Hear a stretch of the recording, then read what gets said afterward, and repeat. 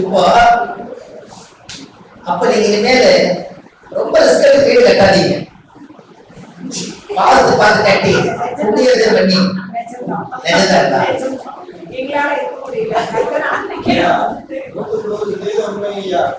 ஐயா ஐயா நல்லா யோசிச்சுங்க. அதாவது ஆடிக்கார போகணும்னா டிரைவர் போயிருங்க. ஆடிக்காரல யாராவது போகணும்னா டிரைவரை போட்டு பழகிங்க. ஏன்னு கேளுங்க. பியூர் ஒயிட் பெட்ரோல் 3 கோடி ரூபாய் காரு. காலையே போய் 10 நிமிஷம் போனது மட்டும்தான் அந்த காரு. மீதி 3-4 மணி நேரம் பியூர் ஏசியில டிரைவர் அழகாக சொல்லணும்னா சொல்றாரு.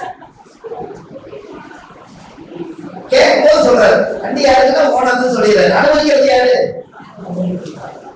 அவர் அழகா சொல்லணும்னா சீட்டு எந்த பக்கம் வேணாலும் ஆகிறது கம்ஃபர்டபுளா இருக்குது அவருக்கு கச்சிதமா. அப்போ 3 கோடி உடைச்சு உள்ள உடைச்சு இருக்கிறாரு. டிரைவர் இங்க அம்சமா தூங்கிட்டு இருக்காரு பியூர் ஏசியில. அப்ப நீங்க காவல் பற்றி நீங்க சொல்லுங்க. கொள்வது போட்டா மட்டும் பார்த்தாரு. நீங்க அனுபவிக்கிறீங்கன்னா யோசிச்சுங்க. கேட்டுங்களா? அவருக்கு இந்த யோகம் ரோகிணி நட்சத்திரக்காரக்கா. ரோகிணி நட்சத்திரம் வந்து ஆதி காலத்துல கண்ணன் ரோகிணியில தேர் ஓட்டுனாரு. இப்ப ரோகிணி கார் ஓட்டுறாரு. காலம் தான் மாறி இருக்குது. ஆனா அதுக்கு 4 சக்கரம் தான், இதுக்கு 4 சக்கரம் தான். கரெக்டுங்களா ஐயா? ரோகிணி நட்சத்திரத்துல யாரு பிறந்தாலும் கார் ஓட்டுவாங்க. ஏன்? கண்ணன் தேர் ஓட்டுனாரு. அதனால அவருக்கு டிரைவிங் தெரியும். மாடு லெஃப்ட் போற ரைட் போறது இதுலயும் டிரைவிங் தெரியும். அப்போ அவரு தேர் ஓட்டுவாரு, இவர் கார் ஓட்டுவாரு. அப்ப எல்லாமே பழைய வாகனம் தான், அது ஒன்றும் மாற்றம் இல்லையே. கரெக்டுங்களா ஐயா? அம்மா அப்போ இந்த அனுபவிக்கிறத நீங்க எப்பவுமே நல்ல ட்ரெஸ் காஸ்ட்லியான ட்ரெஸ் எடுத்து பீரோல வச்சிடாதீங்க. நீங்க ஏழவாழை வீட்டுக்கு போகும்போது சிம்பிளா போங்க. யாரும் உங்களுக்கு எதிரியா இருக்கிறாரோ அவருக்கு முன்னாடி நல்ல ட்ரெஸ் பண்ணுவோம். ஏன்னா வளர்ந்த பாவைய அவங்க பார்த்ததுமே நம்மளோட காஸ்ட்லியா சேலை கட்டிக்கிறாங்க இல்லையா? ஒரு கொஞ்சம் காசு அமௌண்ட் வந்து மட்டும் தெரியுது பரவாயில்ல அப்படின்னு அந்த அம்மா இவர் இந்த மாதிரி சொல்லுவாங்க. இருக்கலாம் ஒரு வருஷம் பாக்குறோம் ஏதாவது ஒரு உதவி செஞ்சிருப்பாங்க. அதை உங்களுக்குள்ள பேசுவாங்க. அப்ப அங்கேயே நம்ம தோத்துருச்சு. உங்களை பார்த்துட்டு நம்ம அதை பார்த்தாலே நம்ம தோத்துருச்சு. அப்போ நீங்க எப்பவுமே ஏழவாழை கட்டி நம்ம திறமை காமிக்கூடாது. நல்ல நமக்கு எதிரி யாரு இருக்கிறாங்களோ அவங்க முன்னாடி நல்ல கார் வாங்கி நீங்க ஒரு 2-3 கோடி ரூபாய்க்கு வாடகை எடுத்தாலே இப்ப 10,000 ரூபாய்க்கு கிடைக்குது. அவளுங்க வீட்டுல அட்ரஸ் எல்லாம் நீங்களே மாத்திடுறீங்க. அவங்க பேப்பர்ல பேர் மாறிக்குது. முக்கால்வாசி உங்க அட்ரஸ் நீங்க மாத்திடுறீங்க. எங்க வீடு டோர் நம்பர் எல்லாத்துக்கும் வருது. அவர் ஓடல் எங்கேயோ இருப்பாரு, நீங்க தான் அனுபவிக்கிறீங்க. இந்த வாழ்க்கையெல்லாம் வாழ்க்கை பழகி வாழ்வே ஒரு முறை வாழ்க்கட்டும் தலைமுறை. நீங்க எங்க வாழ்ந்தாலும் பரவாயில்ல, சந்தோஷமா இருக்கிறதுக்கு முயற்சி பண்ணுங்க. ஏன்னா நான் வரவேற்று ஒரு நேற்றுக்கு வெளியூருக்கு வந்தேன். ஒரு பாதாள சாப்பிடணும்னு ஆசை இருந்தது. பாதாள சாப்பிடணும்னு ஆசை இருந்தது. அந்த போட்டு ரோஸ் பார்த்தாலே மனசு மாறிடுச்சு. அது நல்லா அழகாக வச்சிருந்தாங்க. அதை வாங்கி கொஞ்சம் சாப்பிட்டேன். மனசு கேட்கல. மறுபடியும் காலையில போயிட்டு பாதாள தான் நம்ம நினைச்சோம். இதுக்கு அதையும் ஒரு வாங்கி வச்சுக்கோங்க. 2 வாங்கி வச்சேன். இந்த 2ஐயும் பாருங்க. அதை கொஞ்சம் குடிச்சேன், இதை கொஞ்சம் குடிச்ச 1 கிலோமீட்டர் கார் ஓட்டினேன். அதுக்கப்புறம் இந்த 2மே கொஞ்ச நேரம் ஆனதுக்கு அப்புறம் நம்மளோட எண்ணம் அது கெட்டு போயிருக்கு. இவ்வளவு நேரம் ஆனதுனால இது வேண்டாம் தூக்கி போட்டேன். அப்போ நீங்க அனுபவிக்கிறீங்கன்னா அந்த பொருள் எல்லாமே நாசமாயிரும். அப்ப நம்ம இதுல நினைச்சுக்க என்ன போல வாழ்க்கை பழையதுங்கிறதா நம்ம உள்ளோம். அப்ப ஜாதகத்துல நீங்க தெரிஞ்சு வச்சுக்கொள்ளுங்க. இல்லையா? நான் ஜோசியர்களுக்கு எல்லாருக்குமே நலிந்த ஜோதிடர்களுக்கெல்லாம் பிற்காலத்துல நான் ஆபீஸ் போட்டு தரலான்னு இருக்கேன். அது சீக்கிரமா நடக்குங்க. இப்போ வரைக்கும் நம்ம லேப்டாப் வாங்கி கொடுத்துருக்கோம், கம்ப்யூட்டர் வாங்கி கொடுத்துருக்கோம், சாஃப்ட்வேர் வாங்கி கொடுத்துருக்கோம். நிறைய ஜோதிடத்துல மாநாடுகளுக்கு நம்மளால வந்து உதவி செய்யறோம். நலிந்த ஜோதிடர்களுக்கு ஒரு டேபிள் சேர், ஒரு சோபா வாங்கி கொடுத்து அழகா அவங்களுக்கு ஒரு சின்ன ஒரு கருவிகள் வாங்கி கொடுத்தா அவங்க காலத்துக்கு நினைச்சு பார்ப்பாங்க. அதை வச்சு ஜீவனை சொல்லி அதை கொடுக்க நல்லா குறைக்கும். கொஞ்சம் பொருளாதாரத்தை முன்னிட்டு ஒரு திட்டத்தை ஆரம்பிக்கிறோம். தினமும் 1 பேருக்கு சாப்பாடு போடுற திட்டத்தை நம்ம திருப்பூர்ல ஆரம்பிச்சிருக்கோம். அது ஒரு எதுக்காக இதெல்லாம் நான் சொல்றேன்னு கேட்டீங்கன்னா, நீங்க இந்த உலகம் நல்லா பாருங்க. நீங்க யார்கிட்ட இருக்கிறீங்களே எப்படியோ உங்க வீட்டுல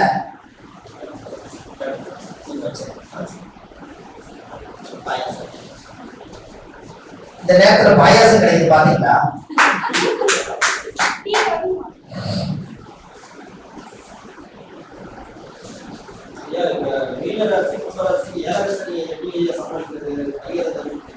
புரியல, சொல்லுங்க.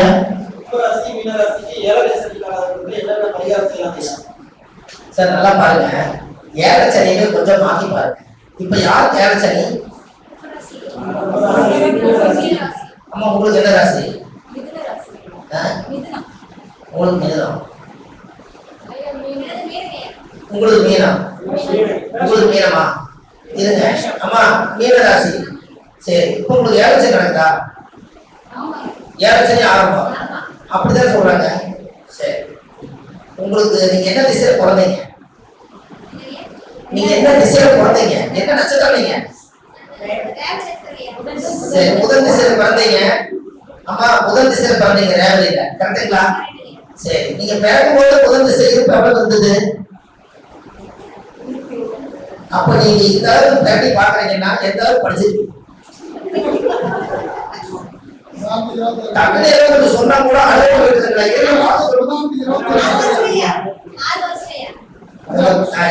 6 வருஷம் சொல்லியிருக்காங்க சார். இவங்களுக்கு வந்து இவங்களுக்கு மீன ராசி, இவங்க ஏழரை சனி இவங்களுக்கு நடக்குங்களா?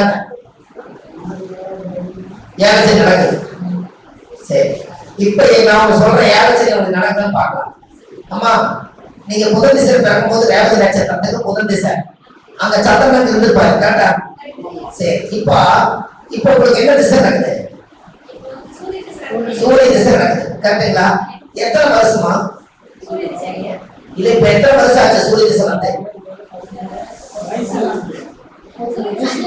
5 வருஷம் ஆயிடுச்சு. சரி, அப்ப சூரிய திசை 5 வருஷம்னா நல்லா யோசிங்க.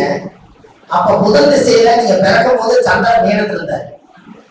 பிறக்கும் போது நீங்க வளர்ந்து வந்தீங்க, கரண்ட்ல வளர்ந்து ஆகும். அப்ப அஸ்வினி வரும்போது சந்திரன் எங்க கொள்வது?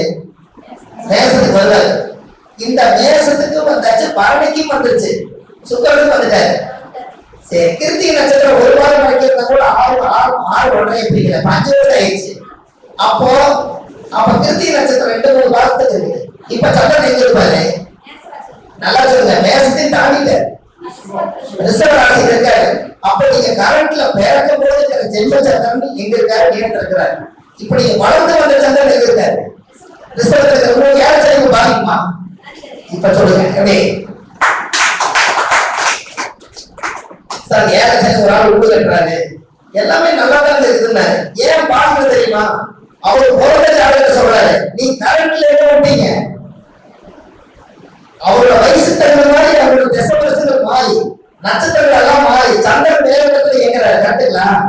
அப்ப ஏழரை சனி பாதிக்கிறதுல ஐயோ புரியுதா சார்? இப்ப நான் வந்து பூர்வ நட்சத்திரம் சிம்மராசி. அப்ப எனக்கு என்ன திசை போடும்? சுக்கர திசை போல சுக்கர திசை எனக்கு இருந்திருக்கும் 7 வருஷம். சூரியன் ஒரு 6, 13, சந்திரன் ஒரு 10, செவ்வாய் 23, செவ்வாய் ஒரு 7, 30 வருஷம். அப்போ செவ்வாய் போல சித்திர நட்சத்திரம் வந்துருச்சு. ராகு திசை 18 வருஷம் தான் சுவாதியில போயிட்டு இருக்கு சந்திரன். அப்ப சிம்மத்துக்கு 3ஆவது ராசி வந்துட்டேன். அப்ப சிம்மம் இங்க வந்து துளாராசி தானே, துளாராசியில பிரச்சனை இருக்கிறது நமக்கு. அப்ப சிம்மத்துக்கு பிரச்சனை இல்லையா? புரிஞ்சுங்களா? வளரும் ஜாதகம் அப்படின்னு வச்சுக்கோங்க. வளரும் ஜாதகம்.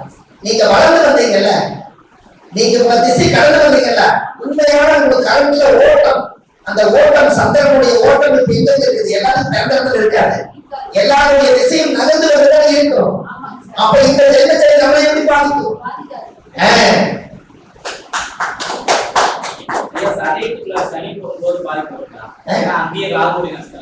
புரியல, நீங்க சொன்னீங்களே இல்லையா, உங்களுடைய சந்திரன் வந்து ராகுடைய சுவாதினம் போயிட்டு இருக்காரு.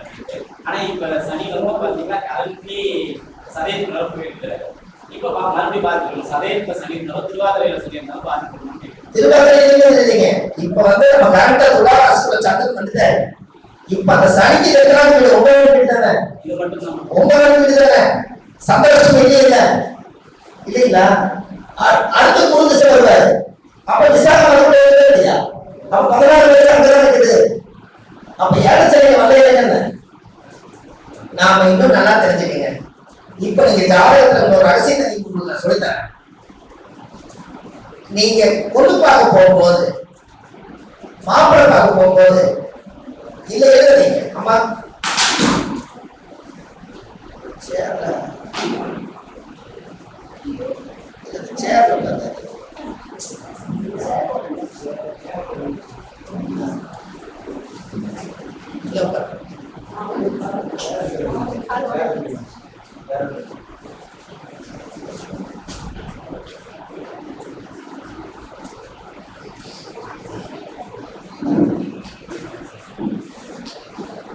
ஐயா ஒன்றும் பிரச்சனை இல்லை. சரி சரி அவரு தூங்கிட்டே இருந்திருக்கிறாரு. ஒரு காலிலேயே இருந்திருக்க மாட்டேங்குது, அந்த கால் ஒடிஞ்சிருச்சு. ஆமா இப்பதான் சொன்னேன், இந்த நட்சத்திர கால்ல இருந்து இந்த காலுக்கு வருது. இப்ப கரெக்ட் இந்த கால் தான் பிரச்சனை.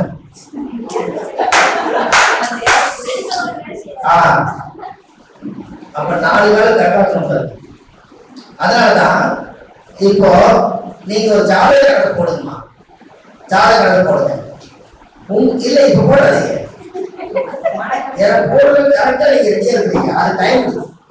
இப்படி பேரம்போது இருப்பார்ல 12 வருஷத்துக்கு ஒருக்கா வருவார்ல ஒரே இடத்துக்கு. அப்ப நீங்க 35 வயசுக்கு கூட பைசா வளருமா கேட்கக்கூடாதுப்பாங்க. 45 அப்ப 4 12 45 3 ரவுண்டு போய் 4வது ரவுண்டு. அப்ப இப்ப குரு எங்க இருக்குதோ அந்த இடத்துல நீங்க நீட்டா ஒரு குருவை போட்டு உங்க வருஷம் எவ்வளவு. நான் சின்னதுல எனக்கு குரு இப்ப நான் வந்து எனக்கு 43 தான் எப்ப எங்க வரும். 1 வருடம் 2 வருடம் 24 3 வருடம் 36. அப்ப 3 வருடம் 36 சிம்மத்தை கடந்து இல்லைங்களா. 36 முடிஞ்சு சிம்மம் 36, கண்ணு 37, துலா 38, அப்புறம் விருச்சிகம் 39, தனுசு 40, 41, கும்பம் 42, மீனம் 43. இப்ப குரு குருவியில் இருக்கிறாருங்களா. இப்போ ஒரு ஜாதகத்துல குருவை போட்டு கரெக்டுங்களா, குருவை அங்க போட்டுங்க. சனி போடும்போது சிம்மத்துல இருப்பாங்க. ஒரு 30 ரவுண்டு 60 ரவுண்டு வருவார். இப்ப கரண்ட்ல 30 சனி சிம்மத்துல தான் இருக்காரு. இப்ப 43 கொண்டு வரோம்னா இதுல ஒரு 10 இடத்துல நம்ம விருச்சிகம் தனுசு வந்துருவோம். சரி அம்மா 30 வரைக்கும் அங்க 32 கன்னி, 35 துலா, 37 எது வருங்க விருச்சிகம்.